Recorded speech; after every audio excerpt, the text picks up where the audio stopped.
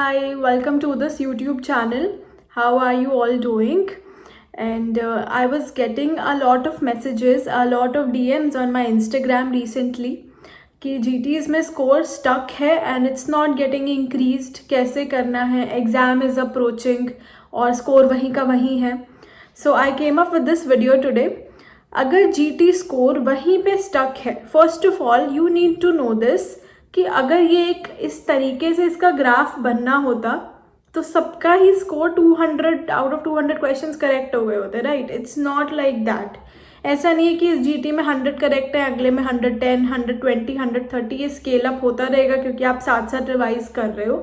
It doesn't go like this. You need to know this practically. ऐसा नहीं है कि आपके पियर्स का, आपके बैचमेट्स का, फ्रेंड्स का सबका ग्राफ ऐसे जा रहा है. सबके साथ ये होता है कि कांस्टेंट भी रहता है, there is a time plateau रहती है, डिप भी आ जाता है, कई बार बढ़ भी जाता है, कोई जीटी अच्छा भी निकल जाता है.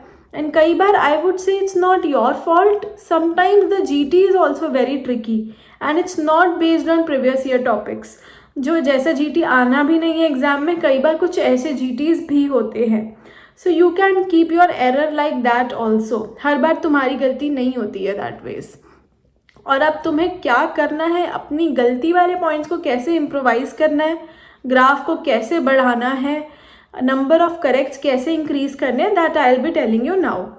तो उसके लिए कुछ टेक्निक्स हैं जो मैं बताऊंगी फर्स्ट ऑफ ऑल. और ये आई थिंक आपको इस चेकलिस्ट को टिक करते जाना है माइंड में कि क्या आप ये चीज़ कर रहे हो, और फिर भी अगर स्कोर स्टक है then we need to talk about it. First चीज़ जो आपको करनी है, जीटीज की फ्रीक्वेंसी को बढ़ाना होगा. अगर कोई अभी भी वंस अ मंथ जीटी दे रहा है, वंस अ मंथ, तो that is wrong. You need to increase your frequency. It should be at least 1 GT per week now. There is no if and buts here. एक GT तो देना ही देना है and you have to analyse it as well. सिर्फ GT देना important नहीं है, उसको एनालाइज करना है. That too possibly at the same day. Same day इसलिए क्योंकि जब आप जीटी को दे रहे हो यू वुड नो कि अगर किसी क्वेश्चन का आंसर आपने ये किया है तो क्या सोच के किया था, क्या माइंडसेट से किया था, उस टाइम पे आपके मन में क्या कैलकुलेशन चली थी, क्या एनालाइज किया था आपने. तो वो माइंडसेट का पता होना बहुत ज़रूरी है ताकि नेक्स्ट टाइम अगर उस चीज़ में प्रॉब्लम है तो you will correct that. In fact मेरे को सीनियर्स ये भी बताते थे कि while giving my GT, while I am giving it, अगर मेरे को कोई क्वेश्चन डाउटफुल लग रहा है थोड़ा सा and still I am marking an answer for it.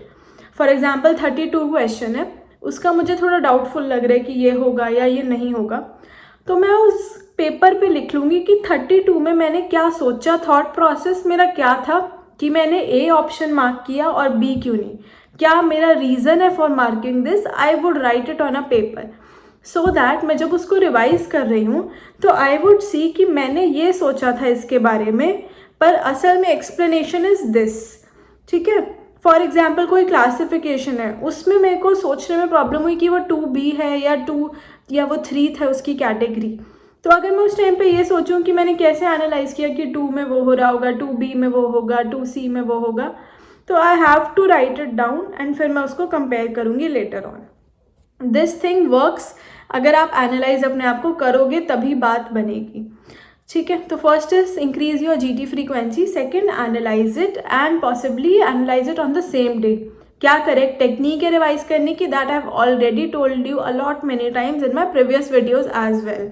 In fact एक जीटी पे ही वीडियो भी है, प्लीज सी दैट. थर्ड चीज़ जो आपको करनी है दैट इज छोटी कॉपी. यस, छोटी कॉपी बना के एग्जाम के लास्ट डेज में रिवाइज कर लोगे, दैट इज़ नॉट इनफ. छोटी कॉपी का रिविजन रेगुलर होना चाहिए. रेगुलर से मेरा मतलब है कि एटलीस्ट 2 to 3 डेज में एक बार तो खुल ही रही हो. और अगर आपकी छोटी कॉपी बहुत बड़ी बन चुकी है या आपने सब्जेक्ट्स की अलग अलग बनाई है तो डेली की आदत भी डाल लो. छोटी कॉपी तो करनी ही करनी है क्योंकि इसमें हमने वो एलिमेंट्स को डाला है जो बार बार गलत हो रहे हैं या जिनको एक मेमोरी बेस्ड रिकॉल चाहिए, इम्पॉर्टेंट हैं, हाईली इम्पॉर्टेंट हैं, वो सब चीज़ें हैं वहाँ पे. सो इसलिए छोटी कॉपी को रिवाइज करना है एंड मेक श्योर कि आप जीटीज़ दे रहे हो ये सब चीज़ें करके. उसके बाद जो ये होता है ना कि रिविजन्स करना, रैपिड रिविजन करना, नोट्स पढ़ना, वीडियोस देखना, ये सब एक एडिशनल है, पर मेन ये चीज़ें फुलफिल करना is very important along with previous year questions. Okay. So अगर अभी भी किसी को डाउट है कि GT स्कोर स्टक है, कैसे बढ़ाना है, you can DM me and ask me about it and keep working hard.